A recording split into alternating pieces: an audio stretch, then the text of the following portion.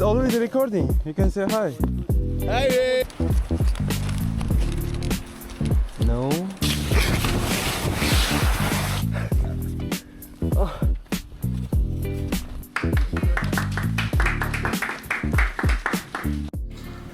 Assalomu alaykum hammaga. Bugundan boshlab videolarni o'zbekcha olishga qabul qildim. Nimaga desanglar, haqiqiy emotsiya va gaplar doimiy ona tili, ya'ni mana o'zbek tilida kelib chiqadi. Shuning uchun bugun sizlarga Laplandiyada bo'lgan sayohatimni ikkinchi qismini gapirib beraman va o'sha davomida sizlarga haqiqiy bo'lgan voqealarni ko'rishingiz mumkin bo'ladi.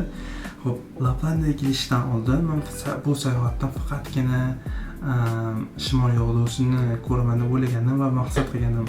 Lekin menga bu Laplandiya, ya'ni Finlandiya bundan ko'proq qadrli bo'lgan narsani berdi.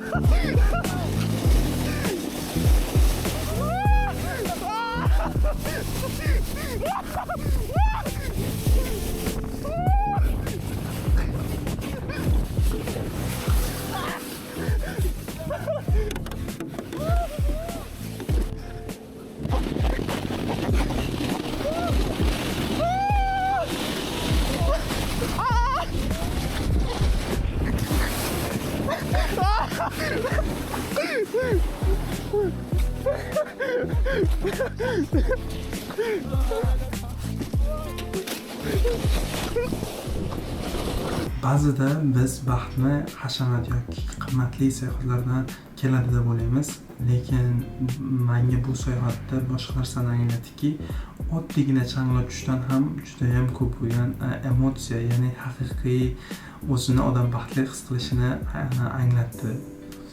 Va qanchalik baxtli bolalarni ko'rish bu sizga bundan ko'proq quvonch beradi. Biz bundan keyin Laplandiyadagi eng ko'p bo'lgan hayvon, ya'ni kiyik va eng mashhur qilgan hayvon ham kiyiklarning fermasiga bordik. The big circles like with them.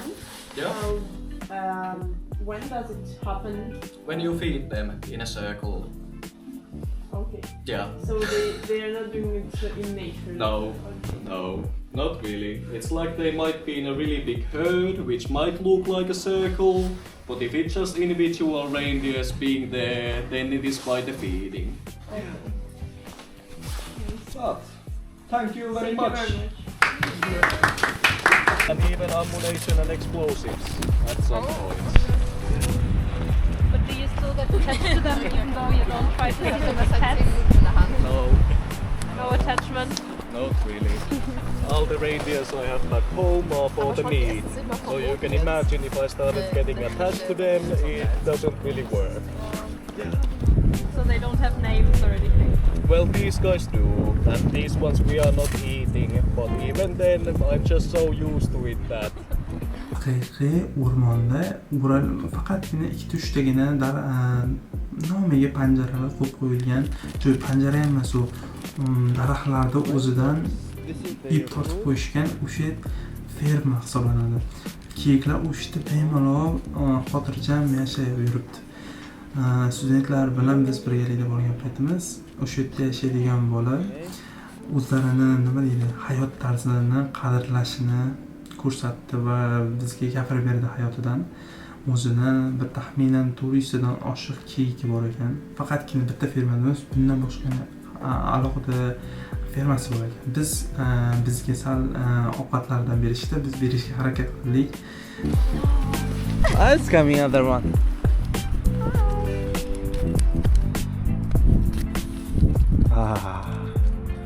Finally. You made it. Yeah. Finally.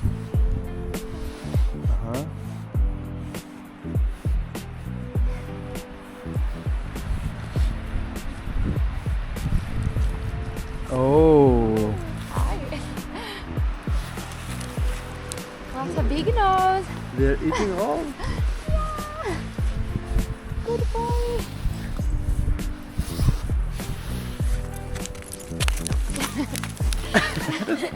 Where are they going?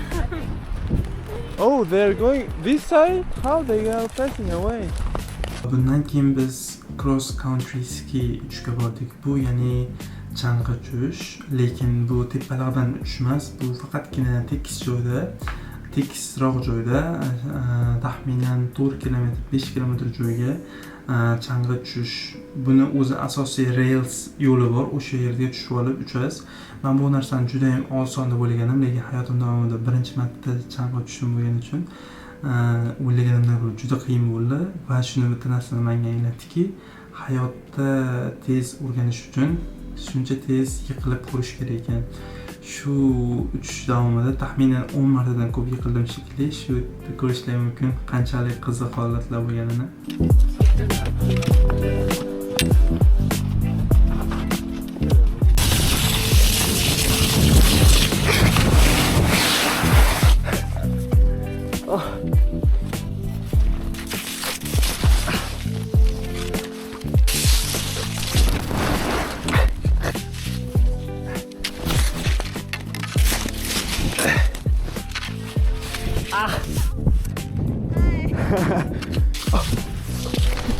Nice. Abba here as well. It's gonna be our turnaround point, Abba. Tell me.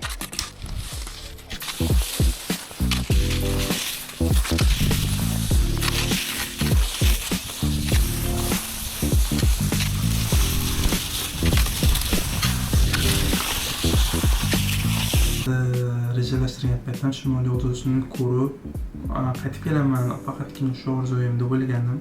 Lekin hozir oddiygina bo'lgan shu emotsiya, chang'i tushishdan bo'lgan yoki misol chang'i tushishda yiqilishlardan bo'lgan yoki oddiygina shu buqiga ovqat berish, bundan ko'proq emotsiya va esda qolarli holat bo'lgan va buni hayotimdan esdan chiqarib yubormasam kerak deb o'ylayman.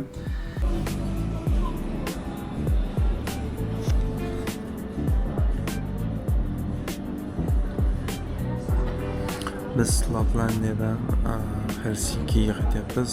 Helsinkidan yana kruzga o'tirib Tallinga qaytib, Tallindan Rigaga qaytamiz. Xudo xolasa yo'l yana 1-2 kun desam bo'ladi. Va mana hozir yo'lda bitta pit stop, ya'ni stopimiz bor edi. Shu yerda o'tiribmiz. Juda odam charchadi. Mashina qilib dam olib ketamiz, yarim soatda.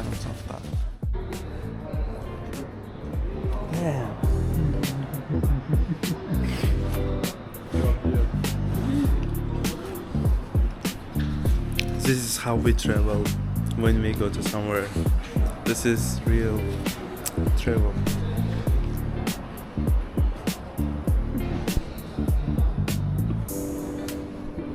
Look, he has 17 iPhone. Rich poor guys. How many luggage we have from this Lapland trip? Rahmat hammaga videoni ko'rganlaringiz uchun va keyingi videolarda ko'rishguncha